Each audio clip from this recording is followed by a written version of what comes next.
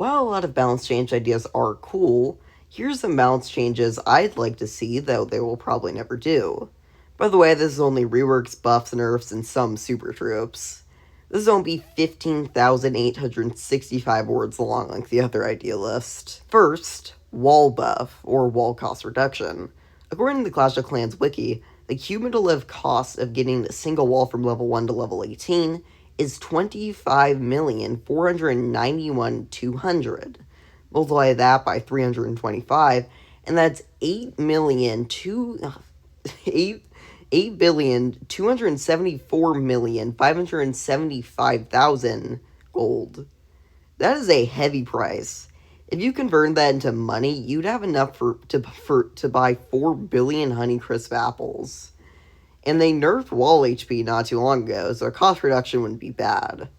Level 1, 50, level 2, 100, level 3, 250, level 4, 500, level 5, 1,000, level 6, 2.5 thousand, level 7, 4,000, level 8, 8,000, level 9, 10,000, level 10, 25,000, level 11, 50,000, level 12, 100,000, level 13, 250,000, level 14, 500,000, level 15, 1 million, level 16, 2 million, level 17, 3 million, and level 18, 5 million. In total, 9,950,400 gold instead of the 8 billion like the other one. I would do the calculations for the percentage, but that's a lot less, around 100 times less. Due to this change, wall destroying / jumping / ignoring troops are changed. Wall breaker buff. The wall breaker now has 50% more HP due to dying in one hit to most defenses. It still will, but at least not be as annoying to use at later town hall levels. For comparison, at level 1 it has 30 HP, at level 13 it has 240 HP. Next is the jump spell buff. The jump spell radius is increased at almost every level. Level 1, 3.5, level 2, 3.5, level 3, 4, level 4, 4, level 5, 4.5 tiles, specifically. This isn't too big of a buff, but this next group change would help it as well. It would at least feel more important. Next is the Root Rider nerf. The Root Rider nerf is simple. It's 25 housing space instead of 20. This is because doing infinite damage to walls somewhat negates the point of upgrading them, and will buff the usage rates of wall breakers, jump spells, and the Mighty Yawk, and some other spells if there's any. Oh, Earthquake, I guess. Along with Root Riders being infamous at launch, even now still. Apprentice Warden buff. The Apprentice Warden is a good card if used right, but its main ability isn't very noticeable. This would help the troop. Your HP would be increased at the start and every level, so at level 1, 25, at level 2, 28, at level 3, 31, and at level 4, 35. Next is the Valkyrie / Super Valkyrie rework. The Valkyrie not only has a hard time without support, being similar to a barbarian doing kinda helpful damage but sucks with its low health, along with it being hard to control and bad against spread out bases.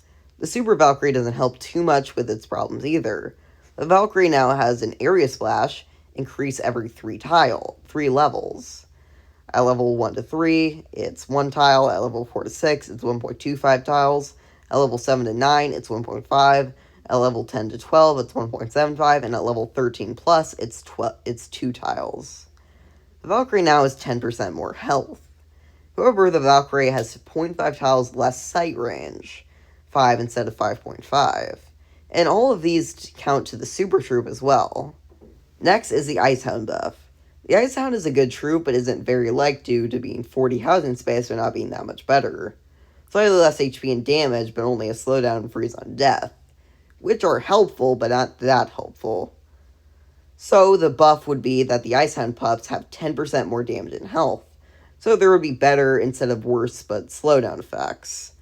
And the Icehound would be a bit different from the original because since it has the freeze on death, and the pups can go attack more than usual. Next is the Supergiant buff. The Supergiant is generally underwhelming due to the Golem and better troops at high troop levels in it. For doubling the housing space, you can get the Root Rider that does infinite damage to walls. The Supergiant is somewhat inferior. So the Supergiant does quadruple damage to walls, not just extra damage. This also makes it separate from the mighty Yak. Next is the Super Healer. The Super Healer requires a level 10 healer. It has 2.2 thousand health, 100 heal, and 85 hero heal, but when it locks onto a troop, it's invulnerable for 1 second. The Super Healer's housing space is 30, 16 more than its original version. Archer buff. The Archer has very underwhelming damage, and its main idea is that it's a sharp shot. It gains extra damage every level, and gains range every 2 levels with this idea. Level 1, 8 DPS, range 3.5. Level 2, 12 DPS, range 3.5. Level 3, 20 DPS, range 4. Level 4, 27 DPS, range 4.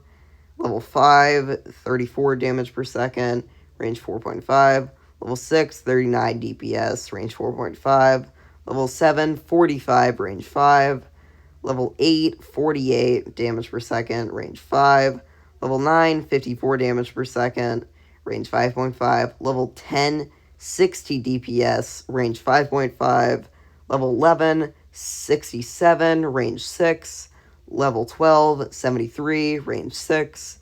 Level 13, 77, range 6.5. If you couldn't tell, the first number in all the levels is the damage per second.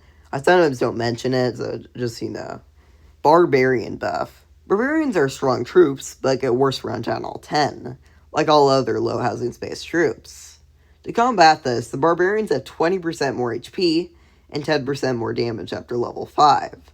For comparison, original max level 290 HP plus 48 damage per second. At max level, 348 HP plus 53 damage per second. This makes it a bit better against some defenses, but overall just makes them more useful. Goblin buff. The Goblin buff is somewhat simple. The resource building damage increases every few levels. At level 1 to 2, it's times 2 damage to resources. At level 3 to 4, it's times 3. Level 5 to 7, it's times 4. And at level 8 to 9, it's times 6. This makes the Goblin more helpful with its special ability, instead of increasing its HP like other wind housing space troops. Bomb Tower buff. The Bomb Tower is a bad defense.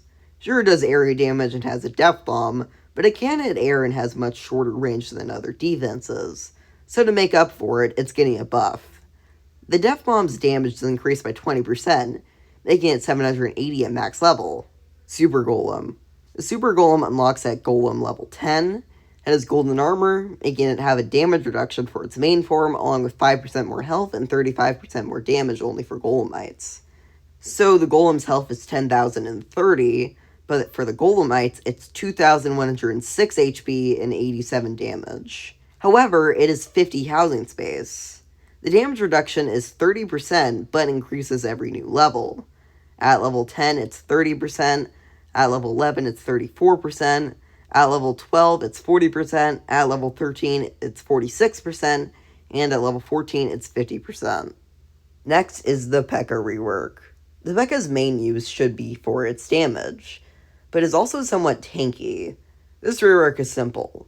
Its HP would be reduced by 33% at all levels.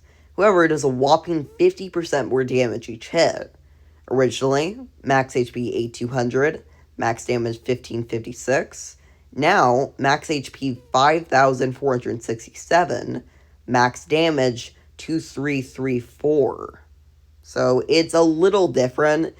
It's mainly just to prioritize damage over health, because that's its main idea. Is the Mortar rework. The Mortar is the first splash damage defense you get, but gets outclassed by essentially everything later on due to its hit speed making it underwhelming against fast troops. The Mortar's hit speed is now decreased every few levels. Level 1 to 4, 5 seconds. Level 5 to 8, 4.5 seconds. Level 9 to 13, 4 seconds. Level 14 to 16, 3.5 seconds. Level 17, 3 seconds. Now the Mortar is much stronger at higher levels.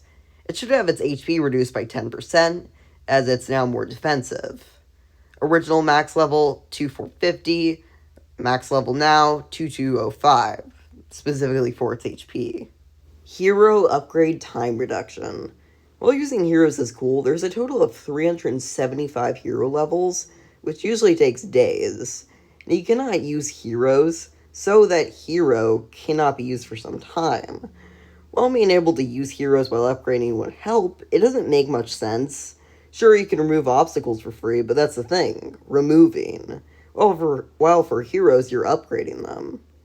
But a hero upgrade time reduction would be a neat idea. I won't get into specifics as 375 levels and 5 heroes, but the minimum upgrade time for Barbarian King is 1 hour, the maximum is 18 hours. The minimum upgrade time for Archer Queen is 2 hours, the maximum is 20. The minimum upgrade time for Grand Warden is 2 hours, the maximum upgrade time is 22. The maximum upgrade time for RC is 3 hours. The maximum upgrade time for RC is 24 hours. Minimum upgrade time for Minion Prince is 2 hours. The maximum upgrade time is 21 hours. Lassie is the first pet in COC. It's strong, but with no special ability. However, it gets overshadowed by a lot of things. Not necessarily the special abilities. Stats aren't that crazy when Phoenix has similar stats, and so do a lot of pets. Sneezy even with the health and damage, so Lassie's buff is pretty simple. To make it more similar to a P.E.K.K.A as its design, 25% more damage. So in comparison, original max level 290 damage per second, new max level 362 damage per second. It's still faster than a regular P.E.K.K.A and almost every other pet, so I think this is the only big change needed. And the final change, crafted defenses buff. Now crafted defenses, while still temporary, give you a special chest after the phase is over. The chest depends on how much you upgraded your crafted defense. This gives you a reason to upgrade more than, I got nothing else to upgrade. Under 5 levels gives you a dirty chest, 500,000 gold. Under 10 gives you a normal chest, 2 million golden elixir. Under 20 gives you a golden chest, 3 million golden elixir, 100,000 dark elixir. Under 27 gives you a diamond chest, 5 million gold plus elixir, 500,000 dark elixir, hero potion. 27 levels, which is the max, gives you a legend chest, 12 million gold elixir and dark elixir, book of heroes, and 300 gems. That's all the changes I thought of. I hope you enjoyed, and comment if you agree or disagree with these ideas. I'll see you in a bit for another video. This is probably the only video like this, but who knows, maybe in 5 years I'll make a sequel. Bye-bye.